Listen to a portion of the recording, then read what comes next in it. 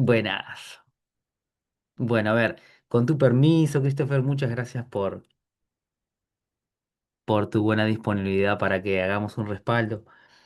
Eso tenemos que conversarlo, sí, pero te mencionaba anteriormente el circuito RC, que básicamente es lo que tú explicabas de resistor y capacitor, o resistencia y capacitancia respectivamente de membranas eléctricas o bioeléctricas. Es un concepto que vamos a desarrollar y profundizar en el siguiente bloque, en la clase siguiente, ¿tá? Ahora no nos compliquemos con ese asunto. Ahora bien, básicamente, igualmente, en lo que respecta al circuito RC, hay que tener en claro algunas definiciones operativas, básicamente, para después extrapolarlo y hacer el razonamiento o ponerle el pienso a las preguntas de examen. A ver, Christopher.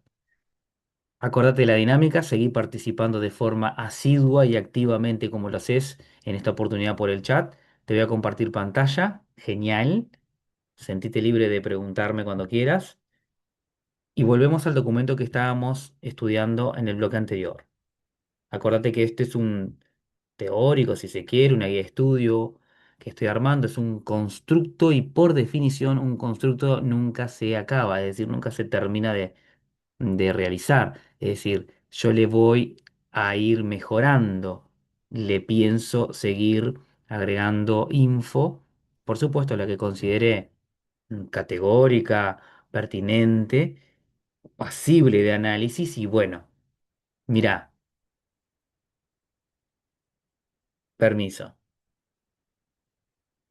¿Ves ese registro potencial postsináptico? Te decía, digamos, fuera de cámaras. Tenemos que considerar el equivalente de que un potencial postsináptico básicamente es el equivalente de el experimento que repetimos cuando decimos que damos un pulso cuadrado de corriente, una inyección de corriente. Y a continuación hacemos una valoración, un análisis del registro del VM como estamos viendo ahí, ¿no? ¿No? Estamos viendo VM en función del tiempo, es decir, el potencial de membrana, la variación sería el delta VM, ¿no? En función del tiempo. Y vemos cómo se comporta este tipo de potencial local o potencial también conocido como potencial graduado, potencial electrotono. Son todos sinónimos a tener en consideración. ¿Está? Mira, no sé si me escribiste ahí. Estoy quedando un poco por fuera. A ver,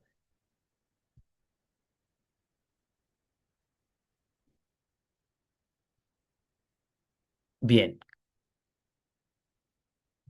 me voy a poner acá. Va. Continuando, te decía, esta es una de las láminas que destaca el profesor de electrofisiología y destaca en rojo las características de una respuesta graduada. Ahí te estoy leyendo. A ver, vamos de nuevo. Esto es referido a un potencial postsináptico que es el equivalente, te decía, de un pulso o inyección de corriente, ¿no? Y en este sentido, te decía, este punteo en rojo son características de un potencial posináptico y los registros y las consiguientes sumaciones. A ver, vamos a ver.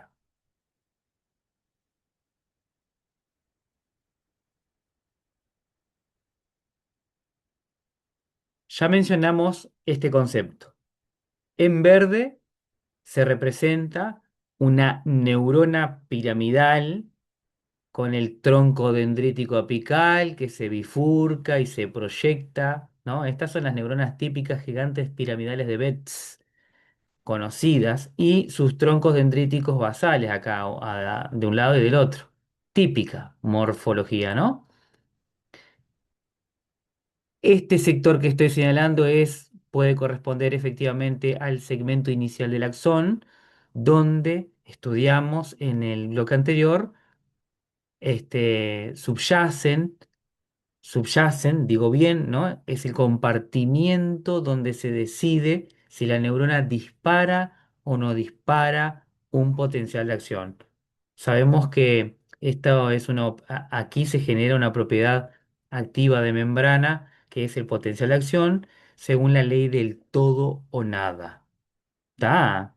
Una vez que se genera, se propaga hacia el terminal sináptico sin decremento. Esta final de oración es bien importante que lo recuerdes porque es un diferencial, es una característica diferencial de los potenciales graduados que sí pueden y tienen decremento. ¿Tá? Es como que se apagan conforme se separan del registro, vamos a decir. Continúo.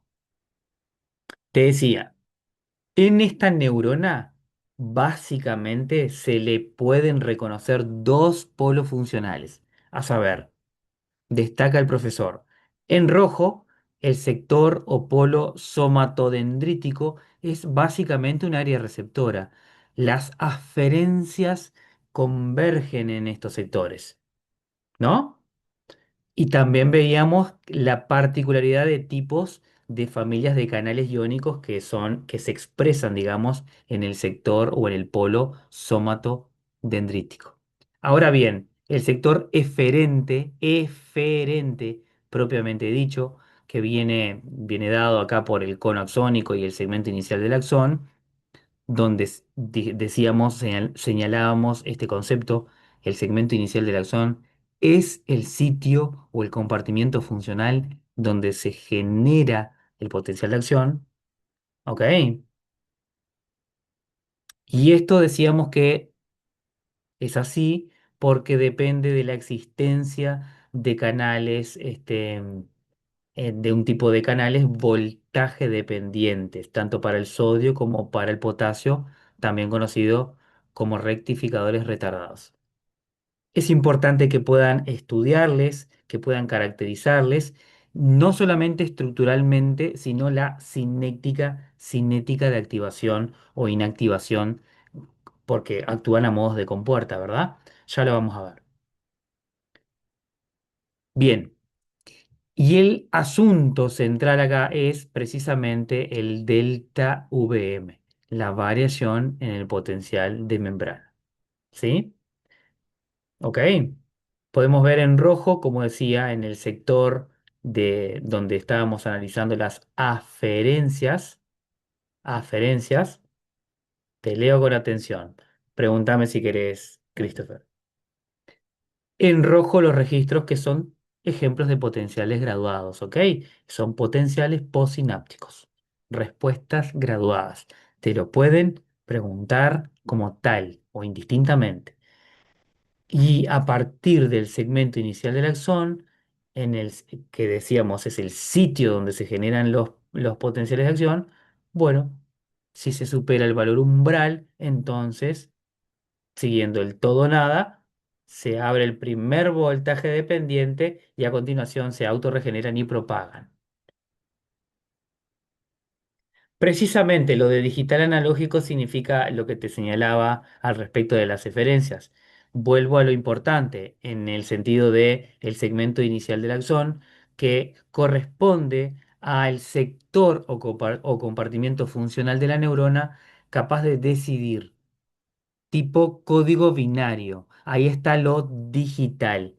La respuesta es 0, 1. ¿Se entiende? Ahí va. ¿Me seguiste, Christopher? La respuesta es digital, en definitiva. Ahí está la codificación que tiene que hacer. Creo que eso y pensarlo enfocado siempre en el segmento inicial del axón como compartimiento responsable de la generación del impulso nervioso, entonces exactamente, cero no se genera potencial, los estímulos fueron subumbrales, se puede de repente interpretar, y cuando la neurona codifica como 1, entonces esto significa que se abren los voltajes dependientes y a continuación, tipo efecto dominó, se autorregeneran y se propagan. Sin decremento, sin decremento. Esto es típico para las propiedades activas, me refiero al potencial de acción propiamente dicho. Lo entendiste muy bien. A eso se refiere con que la neurona en el ejercicio de la codificación, este es el sector digital de la neurona. A ver,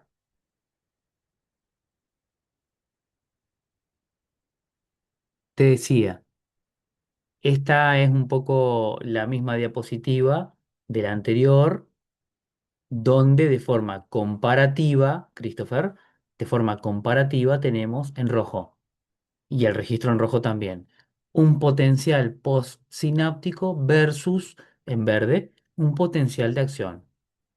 Vos ves que las dos son respuestas que están registradas, que son superponibles. Te diría que una depende de la otra, porque en este sentido son dos registros, ¿está? Pero cuando digo que uno depende de la otra, me refiero que vos bien sabés que un potencial postsináptico necesariamente, o en la inmensa mayoría de las veces, lo vamos a estudiar como este digamos, corrientes despolarizantes y en este sentido, si esa despolarización es lo suficientemente intensa, en cuantía me refiero, en ingreso de carga positiva a la neurona, y esa despolarización es lo suficientemente intensa como para alcanzar un valor umbral de disparo a partir del cual la neurona dispara, genera un potencial de acción, entonces, llegado el caso y considerando otras características de sumación temporal y espacial que también tenemos que estudiar, entonces se puede generar otro potencial de acción. ¿Tá? No sé si fui claro o capaz que presté un poco de confusión. Avancemos.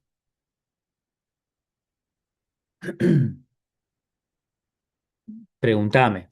Entonces, en rojo, ¿qué te pueden preguntar de esto? Tenés que saber todo, tenés que saber responder cada uno de estos ítems, que son, repito, características descriptivas de cada uno de este tipo de registros bioeléctricos.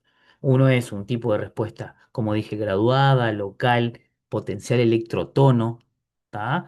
Y hay varios ejemplos. Acá te lo señala como potencial posináptico, pero esto es extrapolable a un potencial, por ejemplo, de receptor, el que quieras. Tenemos que estudiarle además el fenómeno de transducción. Ya vamos a ver qué son los transductores. Eso se estudia en los receptores sensitivos sensoriales. No obstante, lo que quiero decir es, se generan potenciales graduados a dicho nivel en los receptores. O por ejemplo, en el potencial de placa motora del músculo estriado esquelético.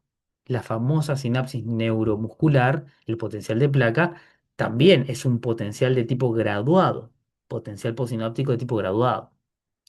¿Se entiende? Son varios ejemplos y como digo, son requisito, digamos, para a continuación poder entender este otro fenómeno activo que tiene otras características como ves. Entonces decía, al no presentar refractariedad es porque tienen que recibir todos los estímulos que llegan, me estás preguntando. Bien, la refractariedad es un concepto que está ligado estrictamente al potencial de acción y tiene que ver con la compuerta inactiva de los canales de sodio en particular. Esto es, a pesar de que un estímulo pueda ser supraumbral, dependerá del estado de los canales de sodio. Por eso te decía, en clases anteriores te venía enseñando ya para que vayas de forma asociativa incorporando conceptos asociativos a los canales de sodio, que como ves son la vedette, no los exclusivos a estudiar, pero sí la vedette en todo lo que tiene que ver con funcionamiento neuronal, con electrofisiología neuronal, quiero decir.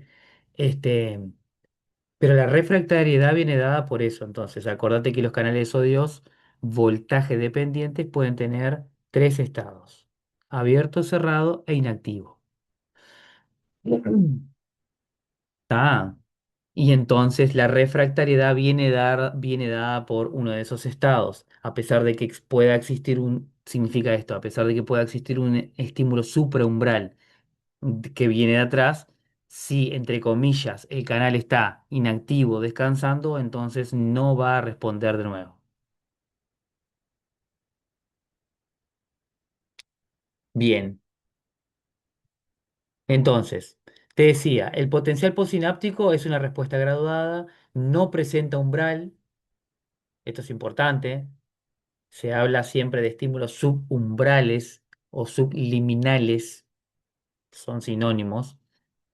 Usualmente no involucra la participación de canales iónicos operados por voltajes, o sea, voltaje dependientes. ¿Se entiende? Están involucrados otro tipo de familias de canales iónicos. Ya entendiste que todo esto de las respuestas eléctricas bioeléctricas de membrana están dadas por o vienen dadas por el tipo de conductancia iónica del que se estudia en ese sector. Ya lo entendiste. No obstante, tenés que conocer que hay canales que son voltaje dependientes y otros que no están, que no necesariamente son voltaje dependientes u operados por voltaje, como dice ahí. Otra característica, y termino diciendo esto, Christopher, otra característica del potencial postsináptico como respuesta graduada es que se propaga con decremento. Esto es pregunta de examen. Ahí está el gráfico típico que vamos a ver, que tiene que ver con el lambda. Se estudia también el tau, que son, bueno, características a estudiar ahondamente, diría yo, en lo que tiene que ver con las propiedades pasivas de membrana de las membranas de la neurona. Y tenés que saber que los potenciales postsinápticos se propagan con decremento, es decir, se atenúan. Ahí tenés un sinónimo. Se apagan conforme la distancia de los registros. Entonces van a haber un montón de ejercicios en el que, según donde están colocados los electrodos, vamos a decir, los registros, y la distancia, ahí está lo complicado del ejercicio o donde el estudiante se pierde habitualmente. Hay que considerar que si estamos estudiando fenómenos pasivos de membrana, los fenómenos, este tipo de respuesta graduada, quiero decir, se propagan con decremento. ¿Está? Y lo otro, no presenta refractariedad. No presentan refractariedad como sí sucede con los potenciales de acción. Esto está ligado con lo que tú me consultabas hoy, Christopher. ¿Está? Que no presente refractariedad a un potencial posináptico implica que podemos y debemos considerar los conceptos de sumación espacial y temporal.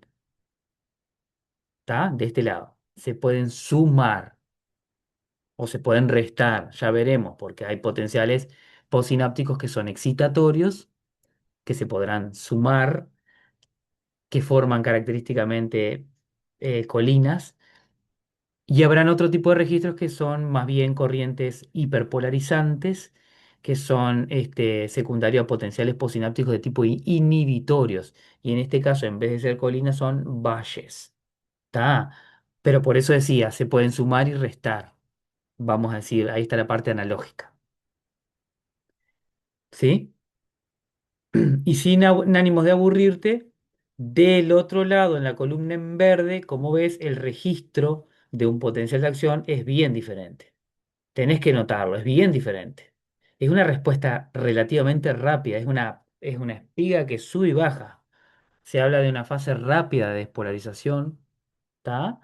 Que viene dada justamente por estos canales de sodio voltaje dependientes. Se pregunta. Entonces, para cerrar la idea, el potencial de acción es una respuesta a todo o nada, sigue la ley del todo o nada, presenta umbral, esto es relativo de cada membrana neuronal, depende de la topografía de la neurona, no es lo mismo si sos una motoneurona espinal a que seas una motoneurona del tronco, del encéfalo o del tálamo, depende. Los umbrales varían, ¿está? Pero todas más o menos tienen esta forma de procesar la información. Involucra la participación de canales iónicos operados por voltajes, te lo pueden preguntar así, o voltajes dependientes. Canales iónicos dependientes de voltaje. Indistintamente te lo pueden preguntar. Todos los libros de fisiología que leí te lo dicen de una manera, te lo dicen de otra y te lo preguntan de igual manera. Siempre se están refiriendo a lo mismo, a esa familia de proteínas transmembrana que funcionan con una compuerta y que son sensibles al voltaje. En su ultraestructura, presentan un sensor de voltaje. Eso es muy característico y ya entendiste que están todos condensados en el segmento inicial del axón, motivo por el cual este es el compartimento funcional donde se codifica la información en digital. Cero es no se genera potencial de acción, uno se genera y a continuación se propaga sin decremento. Ahí está el otro punto que estaba señalando. Y lo otro que no es menor, que se pregunta también, esto es pregunta de examen, te van a insistir con este asunto en las DG también, es el asunto de la refractariedad. Para los potenciales de acción, para las propiedades activas de membrana, tenés que considerar que los canales voltaje dependientes, el de sodio, bueno, tiene un estado inactivo en el que corresponde hablar de estado refractario absoluto y relativo. En uno es cero posibilidad de respuesta, en el otro, bueno, dependerá de la posibilidad de estímulos supraumbrales. Pero está ligado a este estado, que como te digo es transitorio. ¿Está? ¿Preguntas? Avanzamos. ¿No tenés preguntas? Mira, no quiero pasar por alto sin hacer alusión a dos, tres palabras de esta lámina que ya comentábamos en el bloque anterior. A ver, permiso. De este lado, básicamente dijimos que el experimento está centrado, el profe lo que nos enseñó fue lo siguiente. Se inyectan pulsos cuadrados o más bien rectangulares de corriente en verde, es lo que vemos en el registro, ¿no? Con determinada amplitud se mantiene constante la amplitud, ¿ok? Ese es el pulso de corriente, esa es la inyección de corriente que se le está dando a la neurona y se está observando cómo, vemos en esta primera parte, hay un ascenso, a ver, acá quiero decir, se entrega el pulso de corriente, ¿verdad? Y hay un ascenso que primero es lento, quiero decir, acá hay una fase de despolarización que evidentemente acá está señalando alcanzado el valor umbral para esa neurona, como ves, se dibuja una espiga, se dibuja otra espiga, tercera espiga, cuarta espiga, espiga, espiga. Cada una de esas espigas corresponden a representativamente un potencial de acción. ¿Se entiende? Acá hay un código de frecuencia que es un tipo, bueno, de código que utilizan, digamos, poblaciones neuronales. ¿Sí? Que como vemos, se ve influenciado, determinado o a priori se ve, si digo bien, influenciado por la amplitud de inyección de corriente. A ver, a ver. Aquí hay una determinada amplitud y el correlato estamos viendo una determinada frecuencia en las espigas, digamos, en el disparo, ¿verdad? Hay una mayor frecuencia con esta amplitud. Si de forma comparativa analizamos el siguiente esquema, el siguiente registro, lo que podemos observar es hubo una disminución en la amplitud, ¿verdad? Con respecto al anterior, y observamos ahora las espigas y lo que podemos ver es que esos potenciales de acción están más espaciados unos de otros. ¿Se entiende? Entonces, podemos inferir con este experimento que al disminuir la amplitud o la inyección de corriente, entonces se modula disminuye la frecuencia de disparo de los potenciales de acción. ¿Ok? Esto es bien importante porque lo que te decía hoy, Christopher, estos pulsos rectangulares de corriente, inyecciones de corriente, como te lo van a preguntar una y otra vez, básicamente son el equivalente de los potenciales posinápticos. Vos tenés que pensar que esto se está dando en situaciones experimentales, pero debemos extrapolar, tenemos que ser capaces de extrapolar y a modo de neurociencia aplicada, llevar esto, bueno, a la biología humana, ¿verdad? ¿Se entiende? Te repito el concepto. El pulso rectangular o cuadrado de corriente es el equivalente del potencial postsináptico, o sea, de una respuesta graduada, como estábamos analizando. Que bien sabes, pueden sumarse. ¿Se entiende? Y en este sentido, si dijimos la amplitud condiciona la frecuencia de disparo de estas neuronas, entonces podemos asumir, haciendo el equivalente con el potencial postsináptico, de que mayor amplitud pueden ser el equivalente de estímulos supraumbrales y en este sentido sumarse y alcanzar el valor umbral para que se dispare con más facilidad, para que se facilite. Voy de nuevo. A mayor amplitud, mayor frecuencia de disparo. ¿Se entiende? Esto es bien interesante para analizarlo y es un experimento que el profe trae a colación. Los profes traen a colación permanentemente. Es un código de frecuencia que utilizan las neuronas. Hay otros gráficos por ahí, no lo vamos a desarrollar ahora, pero te lo comento, abuelo de pájaro. Este tipo de código es un código, digamos, es saturable. ¿Está? Quédate con ese concepto. Y lo otro que considero todavía más relevante, que también lo hablábamos en el bloque anterior. GNA-GK, acordate que es este tipo particular de canales iónicos, voltaje dependientes u operados por voltaje, ¿verdad? Para el sodio y para el potasio como rectificadores retardados que básicamente GNA-GK significan conductancia para dichos iones. Acordate que este análisis de frecuencia de disparo de los potenciales de acción y este otro también viene dado, está determinado por la densidad y conductancia para estos iones que transitan y que movilizan las cargas en definitiva a través de estos canales específicamente. A ver, estás preguntando, ¿habrá una amplitud que no sea compatible o favorable que cambie la frecuencia?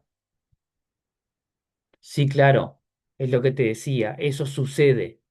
Se satura, queda como aturdida la neurona y en realidad para poder seguir transmitiendo la información hay otro tipo de recursos. Se habla de un código poblacional, que no vamos a entrar en detalle ahora, pero lo vamos a estudiar en los sistemas sensoriales. Quédate sabiendo que el código de frecuencia es saturable y es como tú muy bien lo estás interpretando ahí. Escucha, por favor recordalo. Nos quedan unos minutitos, pero insisto con este concepto. GNA-GK son este tipo particular de receptores, de canales iónicos, quiero decir, que modulan la conductancia para estos iones y están de forma gráfica registrados acá al lado. Mirá, este gráfico me pareció muy pertinente. Fíjate que de forma em, comparativa de superior e inferior, vamos a hacer una lectura rápida, ¿verdad? Voltaje, ahí tenemos un registro, un voltaje que inicialmente, digamos, digo bien, un voltaje de membrana, un potencial de membrana que de entrada tiene un valor electronegativo, podrá ser -50. Eso es un potencial de reposo, pero vemos que rápidamente asciende, se despolariza, se repolariza y vuelve al reposo. ¿Lo viste? Ese es el registro básicamente representado en el VM, en el voltaje de membrana, en el potencial de membrana, que se corresponde de forma concomitante, fíjate en el gráfico inferior, a la conductancia iónica específicamente y de forma, te diría, concomitantes, desfasada, pero juntas para el sodio y para el potasio. Justamente es este mismo GNA-GK rectificador retardado, la conductancia iónica que atraviesan estas cargas, primero, depolarizante para el sodio Por eso se habla de que la corriente del sodio es entrante, despolarizante. La corriente iónica es entrante en la fase de despolarización. Fíjate cómo pasa el registro de -50, se hace más electropositivo. Eso es, esa fase está determinada por la conductancia iónica para el sodio. ¿Se entiende? Por eso el correlato. ¿Ves que hay un ligero desfasaje?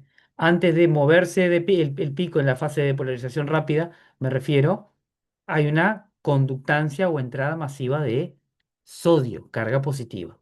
Entonces, si existe un influjo o una conductancia, una corriente entrante despolarizante de sodio, significa que el interior de la neurona se está haciendo más electropositivo. Por eso el registro hacia arriba. Fase, no dudes, te van a preguntar N veces, ¿quién determina la fase de despolarización del potencial de acción? La conductancia del sodio. La conductancia iónica para el... pero no es cualquier conductancia, es la conductancia, es el sodio que atraviesa los canales de sodio voltaje dependientes, específicamente, porque son los que se abren rápido y de forma explosiva y masiva permiten ese influjo o entrada masiva de cargas. Por eso se hace tan rápidamente electropositivo. Depende del sodio. ¿Está? Y como ves, y me explicabas fuera de cámaras, el rectificador retardado, la conductancia, o sea, GK es la conductancia para el canal de potasio, también voltaje dependiente en este caso, rectificador retardado. ¿Tá? Se habla de que la corriente para el potasio es saliente, sale carga positiva, y si está saliendo la carga positiva, entonces el registro se está haciendo, está tendiendo o está volviendo a como estaba al principio, más electronegativo. ¿Se entiende? Por eso se habla que el potasio, la conductancia del potasio, digo bien, específicamente el flujo de carga que pasa por este tipo de canal, voltaje dependiente, potasio, voltaje dependiente, rectificador retardado, es retardado y ahí ves el desfasaje, es más lento. Por eso el desfasaje, ¿verdad? ¿Ok? Esto es bien importante. Esta conductancia iónica es la que determina entonces la fase de repolarización o la bajada del potencial de acción, del potencial de membrana en principio. Estamos analizando potencial de membrana. Ah, y el correlato más inferiormente, digamos, el tercer registro, que también hace el correlato, las corrientes iónicas que te mencionaba al principio. Hoy te decía, para el sodio es entrante, bueno, por eso se va para hacia abajo, es entrante. Para el potasio es saliente, por eso hacia afuera, hacia arriba, quiero decir. ¿Está?